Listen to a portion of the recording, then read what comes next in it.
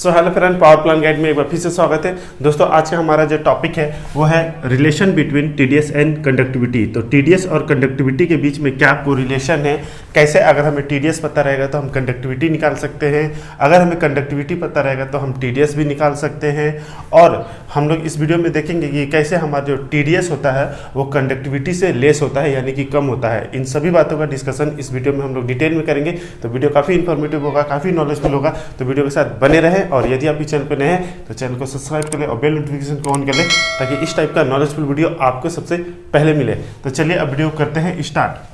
तो relation between TDS and conductivity, तो यानी कि टीडीएस और कंडक्टिविटी के बीच में क्या रिलेशन है, क्या संबंध है। ओके, तो टीडीएस का मतलब होता है टोटल डिजॉल्व सॉलिड और कंडक्टिविटी का मतलब होता है कि अगर वाटर में क्या उसकी कैपेबिलिटी है कि वो अपने अंदर इलेक्ट्रिक फ्लो करवा सकते हैं। अगर उसको हम लोग मेजर करते हैं तो उसकी कैपेबिलिटी को ही उसका कंडक्टिविटी कहा जाता है। तो टीडीएस और कंडक्टिविटी को लेकर मैंने अलग से सेपरेट वीडियो बनाया है जो कि पिछला वीडियो है, तो उसको आप लोग देख लीजिएगा। टीडीएस और कंडक्टिविटी से रिलेटेड जो भी बेसिक फंडा है वो आपका अच्छे से क्लियर हो जाएगा। यहाँ पे हम लोग इन दोनों के बीच में रिलेशन के बारे में बात करेंगे। तो देखिए टीडीएस क्या होता है, तो हमारे वाटर में जो भी सॉलिड पार्टिकल डिजॉल्व फॉर्म में रहते हैं, चाहे वो इनऑर्गेनिक हो या ऑर्गेनिक हो, उसको हम लोग टोटल डिजॉल्व सॉलिड कहते हैं। शॉर्ट में टीडीएस कहा जाता है। तो क्या क्या रहता है इसमें, तो होता है एक होता है ऑर्गेनिक, ओके, एक होता है ऑर्गेनिक और दूसरा होता है इनऑर्गेनिक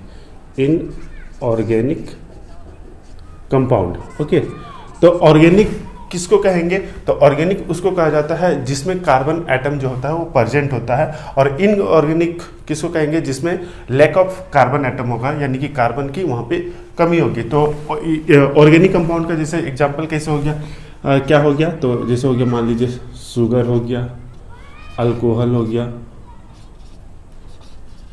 आपका फिनोल हो गया, आपका ऑयल हो गया, एक्सेट्रा, और भी कई सारे हैं।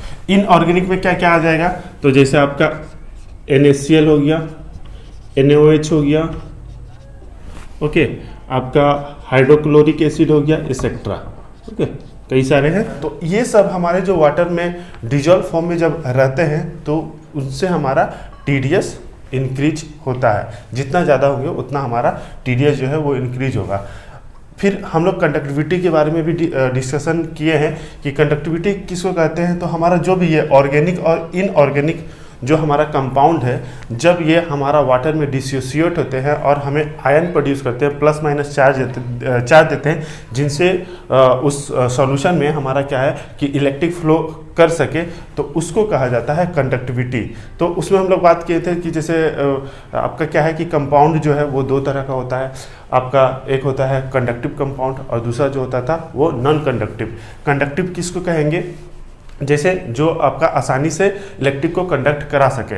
और आपका नॉन कंडक्टिविटी किसको कहेंगे, जो नॉन मतलब नहीं, तो मतलब ये कि जो कंडक्टिविटी में भाग ना ले, वो इलेक्ट्रिक को फ्लो ना करवाए, उसको कहेंगे नॉन कंडक्टिविटी। जैसे कंडक्टिव में क्या आपका एग्जांपल हो जाएगा, तो कंडक्टिव कंपाउंड में जैसे आपका एग्जांपल हो गया जैसे NaCl, NaOH, okay, NaOH। Non conductive में क्या हो जाएगा, नॉन कंडक्टिव में क्या हो जाएगा आपका, जैसे शुगर हो गया, सुक्रोज हो गया। तो ये सब क्या है, ये सब नॉन कंडक्टिव है और ये जो है कंडक्टिव है। अब कंडक्टिव कंपाउंड को भी हम लोग दो भागों में देखे थे कि एक होता था स्ट्रॉन्ग और दूसरा होता था वीक। तो स्ट्रॉन्ग वाला यानी कि जो कंपाउंड आसानी से जो डिसोसिएट होगा वाटर में और हमें आयन जो होगा वो फुल्ली तरह से देगा। और वीक वाले में हम लोग देखे थे जो पार्सली आपका आयन जो है वो प्रोड्यूस करेगा। तो जैसे हम लोग स्ट्रॉन्ग वाला में इसी को हम लोग देखे थे, इसका दो पार्ट था स्ट्रॉन्ग वाला। तो स्ट्रॉन्ग वाला में जैसे हम लोग बात किए थे कि स्ट्रॉन्ग वाला में क्या हो गया, जैसे NaCl, ओके, NaCl। और वीक वाले में हम लोग देखे थे, वीक वाले में जैसे आपका एसिटिक एसिड, तो CH3COOH। तो ये हो गया हमारा NaCl एक, और ये हो गया एक हमारा वीक आपका कंडक्टिव कंपाउंड। तो यहाँ से हम लोग को ये समझ में आया कि हमारे वाटर में जो भी आपका ऑर्गेनिक और इनऑर्गेनिक जो कंपाउंड है अगर ये प्रेजेंट है तो इसका मतलब है टीडीएस बढ़ेगा, टीडीएस इंडिकेट करेगा। और जो भी ऑर्गेनिक और इनऑर्गेनिक कंपाउंड है और उसकी वजह से आयन जनरेट होता है, इलेक्ट्रिक फ्लो होता है, तो वो कंडक्टिविटी इंडिकेट करेगा। यानी कि टीडीएस अगर इंक्रीज होता है तो हमारा कंडक्टिविटी भी बढ़ेगा। ओके, लेकिन टीडीएस हमेशा कंडक्टिविटी से लेस होता है यानी कि कम होता है। तो ये कैसे होता है इसको हम लोग समझते हैं। तो देखिए एक एग्जांपल लेते हैं। मान लीजिए हमारे पास एक स्ट्रॉन्ग कंडक्टिव आपका कंपाउंड है। तो मान लीजिए अपना जो है ये NaCl है। ओके, और हमारा क्या है, एक वीक कंडक्टिव कंपाउंड है। तो ये मान लीजिए हमारे पास एक CH3COOH है। तो NaCl जब डिसोसिएट होगा तो क्या प्रोड्यूस करेगा, तो N+ Cl-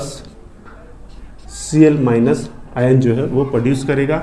और ये क्या प्रोड्यूस करेगा, तो ये प्रोड्यूस करेगा आपका CH3COO- ओके, तो ये आयन प्रोड्यूस करेगा। ये हमारा वीक है, ये स्ट्रॉन्ग है। तो यहाँ पे देखिए ये मान लीजिए हमारा अगर एक कंपाउंड है, ठीक है, एक कंपाउंड है, तो यहाँ पे हमारा ये स्ट्रॉन्ग आपका कंडक्टिव कंपाउंड है। तो सपोज कीजिए यहाँ पे हमको जो इंस आयन के वजह से हमको जो आपका कंडक्टिविटी मिला, तो मान लीजिए कि ये 5 मिला। ओके, और हमारा जो ये एसिटिक एसिड है तो ये भी एक कंपाउंड हुआ और इसमें जो आयन का डिसोसिएशन हुआ तो इसके वजह से हमें जो कंडक्टिविटी मिला, तो ये एक तरह का वीक कंडक्टिव कंपाउंड है। तो यहाँ पे सपोज कीजिए कि हमें 2 मिला। तो यहाँ पे हम देख रहे हैं कि 2 कंपाउंड मिलकर हमारा जो कंडक्टिविटी जो प्रोड्यूस कर रहे हैं वो 7 कर रहे हैं। ठीक है, 7 माइक्रो सीमेंस पर सेंटीमीटर। ओके, तो यानी कि टीडीएस हम देखें कि हमेशा यहाँ पे लेस है कंडक्टिविटी से, तो कंडक्टिविटी टीडीएस से हमेशा ज़्यादा होता है। ओके, तो इसी को देखते हुए यहाँ पे हमारा एक रिलेशन है इन दोनों के बीच में कि टीडीएस जो होता है वो डायरेक्टली प्रोपोर्शनल होता है कंडक्टिविटी का। जैसे अभी हम लोग यहाँ पे देखें कि टीडीएस हमारा जो बढ़ रहा था उसकी वजह से हमारा कंडक्टिविटी भी बढ़ रहा था, और टीडीएस जो है वो हमेशा हमारा कंडक्टिविटी से लेस होता है। तो रिलेशन क्या है, तो रिलेशन ये है कि टीडीएस डायरेक्टली प्रोपोर्शनल होता है कंडक्टिविटी का। ठीक है, तो अभी हम लोग का कैसे ये लेस होता है टीडीएस उसको भी हम लोग एग्जांपल से समझते हैं। तो यहाँ पे देखिए अगर हम लोग ये प्रोपोर्शन हटाएंगे तो क्या होगा, यहाँ पे एक प्रोपोर्शनल हटाने के लिए हमको यहाँ पे एक कांस्टेंट देना होगा। तो ये हो गया इक्वल टू, तो कांस्टेंट मान लीजिए के दे दिए। तो के देने के बाद मान लीजिए ये कंडक्टिविटी हो गया।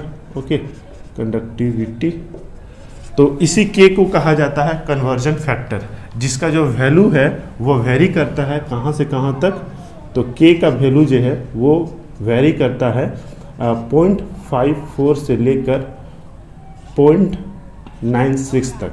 ओके, और ये के का वैल्यू डिपेंड करेगा कि जो हमारा टीडीएस है उसका केमिकल कंपोजिशन क्या है, उसी से हमारा ये के का वैल्यू जो है वो निकलता है, उसी पे वो डिपेंड करता है। तो केमिकल कंपोजिशन ऑफ टीडीएस किस पे डिपेंड करता है, यानी कि क्या है वो, तो वही ऑर्गेनिक कंपाउंड क्या है, इनऑर्गेनिक उसमें क्या क्या मिला हुआ है, कंडक्टिव कितना है, तो स्ट्रॉन्ग कितना है, वीक कितना है। तो इसको एक एक्यूरेट वैल्यू निकालना मुश्किल होता है, इसलिए यहाँ पर हम लोग एक अप्रॉक्स वैल्यू लेते हैं, इसके का एक अप्रॉक्स वैल्यू लेते हैं। तो यहाँ पे हो जाता है अपना टीडीएस इक्वल टू के का वैल्यू, जो अप्रॉक्स वैल्यू लेंगे वो होता है 0.67 इंटू कंडक्टिविटी। क्या यहाँ पे कंडक्टिविटी है। ओके, तो सपोज कीजिए अभी हम लोग एक कैलकुलेट करके देखते हैं एक एग्जांपल से कैसे टीडीएस कम आ रहा है या ज़्यादा आ रहा है। तो मान लीजिए आपका जो बॉयलर वाटर है, आपका जो वहाँ पे जो कंडक्टिविटी है बॉयलर ड्रम वाटर का, उसकी कंडक्टिविटी 100 है। ओके, तो देखते हैं टीडीएस जो होता है वो कितना आता है। तो अपना ये हो गया कन्वर्जन फैक्टर, और अगर हमारा जो टीडीएस जो है जो कंडक्टिविटी जो है अगर 100 है तो हमारा जो टीडीएस कितना निकल के आएगा, तो इसको अगर इंटू करेंगे तो 67 जो है अपना टीडीएस आएगा। ओके, इतना पीपीएम जो होगा हमारा टीडीएस होगा। तो यही यहाँ से हम लोग देखें कि जो टीडीएस होता है वो हमारा जो कंडक्टिविटी है उससे लेस आ रहा है। कैसे, उसको यहाँ पे हम लोग समझे। तो यही होता है इन दोनों के बीच में रिलेशन। तो अगर हमारा TDS अगर पता है तो हम लोग कंडक्टिविटी निकाल सकते हैं, और अगर हमें कंडक्टिविटी पता है तो हम TDS भी निकाल सकते हैं। जैसे अभी हम लोग देखें तो अगर TDS अगर पता रहता तो कैसे निकाल सकते थे, तो जस्ट इस फैक्टर से यहाँ पे डिवाइड हो जाता। जो मल्टीप्लाइंग फैक्टर है यहाँ पे क्या है कि TDS अगर हमें पता है तो अगर हमको कंडक्टिविटी निकालना है, कंडक्टिविटी निकालना है, ओके, कंडक्टिविटी अगर निकालना है तो ये क्या होगा, ये नीचे आ जाएगा 0.67। तो इससे हम लोग अपना कंडक्टिविटी भी निकाल सकते हैं। तो यही होता है इन दोनों के बीच में रिलेशन। ओके, तो आई होप कि ये वीडियो आपके लिए इन्फॉर्मेटिव रहा होगा, नॉलेजफुल रहा होगा। अगर ये वीडियो आपको अच्छा लगा हो तो प्लीज़ इस वीडियो को लाइक करें और ज़्यादा से ज़्यादा शेयर करें, ताकि दूसरे लोग भी इस टॉपिक को समझ पाए।